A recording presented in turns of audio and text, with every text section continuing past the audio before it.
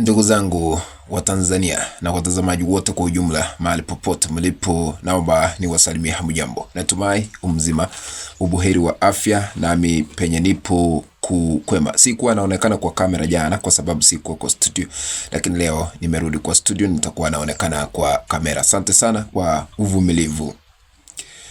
Rais wa Tanzania Samia Suluhu Hassan ameweza kushangaza mataifa mengi pamoja na Watanzania wote kwa kile ambacho alichozungumza ama alichokitoa katika kinywa chake siku ya Alhamisi. Ikumbuke kwamba siku ya Alhamisi Rais Samia Suluhu Hassan alikuwa na mkutano na mabalozi wote katika taifa la Tanzania kutoka mataifa mbalimbali, na katika hotuba yake aliweza kuomba msamaha kwa kuzimwa kwa interneti ama mtandao wakati wa uchaguzi uliopita wa Oktoba 29. Lakini cha kushangaza bakubwa, katika hotuba yake aliweza kukiri yeye mwenyewe kwa kusema ya kwamba tulichofanya Oktoba 29 ilikuwa muhimu zaidi. Yaani kile ambacho serikali ya Tanzania ilikifanya wakati wa uchaguzi 29 kilikuwa kizuri. Akashabikia hayo, tena akasema hatua tulizochukua Oktoba 29 zilikuwa muhimu kuhakikisha usalama. Alishabikia na kusherekea kilichotokea tarehe 29 mwezi wa Oktoba mwaka jana wakati wa uchaguzi. Sasa swali ambalo tunajiuliza ni kipi ambacho kilifanyika ambacho alikuwa anashabikia? Number one, tukiangalia tarehe hizi 29 Oktoba mwaka jana, kulikuwa na maandamano na vurugu katika taifa la Tanzania wakati uchaguzi ulikuwa unaendelea. Number two, watu wengi waliweza kuuliwa tena zaidi wakati huo wa maandamano. Kwa hivyo tulishuhudia mambo mawili. Moja, maandamano na vurugu ziliweza kutanda wakati wa uchaguzi. Number two, watu waliweza kuuawa wakati wa maandamano hayo. Sasa kwa hotuba yake, hiki ni kipi ambacho alikuwa anashabikia? Kwa sababu haya mawili ndio yaliweza kushuhudiwa tarehe 29 Oktoba mwaka jana. Kabla nizame kwa undani, shukuru wote ambao mnatazama hii kana mahali popote mlipo, mzidi kubarikiwa. Lakini kwa heshima na taadhima, unapoendelea kutazama hii kana, tukabidhi like. Kuna alama ya kidole hapa chini mwa kanda, bonyeza hiyo alama ya kidole kama njia moja ya kutukabidhi like, na ikiwa huja subscribe na kuomba tukaweze kusubscribe. Sambaza kanda hii kwa kubonyeza hiyo link na kutuma kwa group moja mabili tatu katika mtandao wa WhatsApp na hata Facebook, ili tuendelee kujulisha wengi tena zaidi. Karibu ili tuzame kwa undani. Kwa hivyo Rais Samia Suluhu Hassan alishabikia mambo hayo mawili. Nilipokuwa nafuatilia hotuba yake kuanzia mwanzo hadi mwisho, sikusikia mahali popote pale penye anaomba Watanzania msamaha, ila tu nilimuona akiomba msamaha wazungu ama mabalozi mataifa mengine kwa kuzima kwa interneti, lakini yeye mwenyewe hakuomba msamaha kwa Watanzania kwa maafa yaliyoshuhudiwa. Kile ambacho alisema hatua zilizochukuliwa tarehe 29 Oktoba zilikuwa za muhimu kuhakikisha usalama.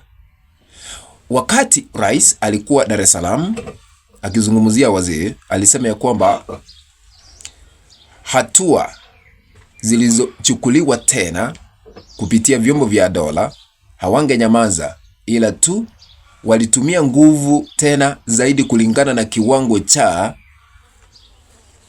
uhalifu ambao ulikuwa unashuhudiwa tarehe 29. Kwa hivyo hajasahau yale ambayo alizungumza tarehe 2 Disemba na kile ambacho alizungumza jana siku ya Alhamisi. Watu vile walikuwa wanauliwa, alishabikia vyombo vya dola kutumia nguvu zaidi kwa sababu serikali haingenyamaza ione vile vurugu zinaendelea katika taifa la Tanzania. Kuna wengine ambao wanajiuliza maswali, kwa nini aliomba mataifa mengine msamaha akaweka kando wa Tanzania? Kwa sababu wa Tanzania ndio wanamkalisha kwa kiti na hao ndio anaongoza, sio kuongoza mataifa mengine.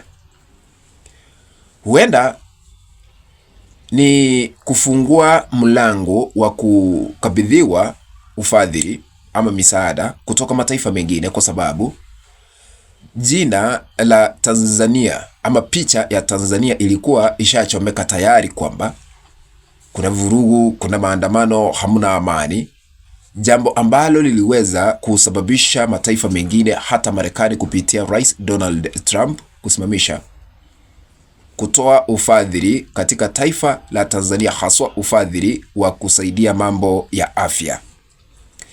Tukashuhudia Uswidi ama Sweden ikizuia mambo ya misaada yao kuelekea taifa la Tanzania. Canada nayo ikasusia kutuma misaada katika taifa la Tanzania. Bunge la Ulaya likaapa liwe liwalo, haliwezi kuruhusu udhalimu kufadhiliwa. Kwa hivyo yeye alikuwa anajiosha tu ili kuileta picha halisi ya Tanzania ili aweze kuendelea kufadhiliwa, licha ya maandamano na uchafuzi kushuhudiwa katika taifa la Tanzania. Namba 2, si kuona akisema yeye mwenyewe idadi kamili ya wale ambao waliweza kuuawa wakati wa maandamano. Kufikia sasa kumetulia, hakuna yule ambaye anaelewa idadi ya watu ambao waliangamia katika taifa la Tanzania, ila tu tulishuhudia Amnesty International ikisema idadi ya wale ambao waliouawa, na hata mrengo upinzani wakadai kwamba zaidi ya watu 3,000 waliweza kuangamia, na kuna familia hadi sasa bado hazijapata miili ya wenzao ambayo inastahili kuzikwa. Tukaona CNN ikiangazia yale ambayo yalishuhudiwa katika taifa la Tanzania, huku wakionyesha picha za hapa na pale baadhi ya makaburi ya halaiki ambapo inadaiwa watu waliweza kuzikwa kwa pamoja, jambo ambalo liliweza kusababisha viongozi wa mrengo upinzani na wanaharakati nchini Tanzania kuomba mahakama ya ICC kufika katika taifa la Tanzania kuanzisha uchunguzi, kujua ukweli halisi wa mambo kuhusiana na maafa yaliyoshuhudiwa tarehe 29 Oktoba mwaka jana. Kwa hivyo katika hotuba aliyotoa yeye mwenyewe wakati wa kuzungumzia mabalozi, tuliweza kushangazwa bakubwa. Kufikia sasa Tundu Lissu ambaye ni kiongozi wa Chadema amekaa gerezani kwa zaidi ya miezi 9. Ni kwa sababu ya siasa, licha ya kushitakiwa kwa kosa la uhaini, lakini ni kwa sababu ya siasa ili kuzuiliwa kuwania kiti cha urais. Vile waliweza kufanikisha shughuli hiyo kwa sababu Tundu Lissu ni mwanasiasa ambaye yuna umaarufu mkubwa hasa katika taifa la Tanzania.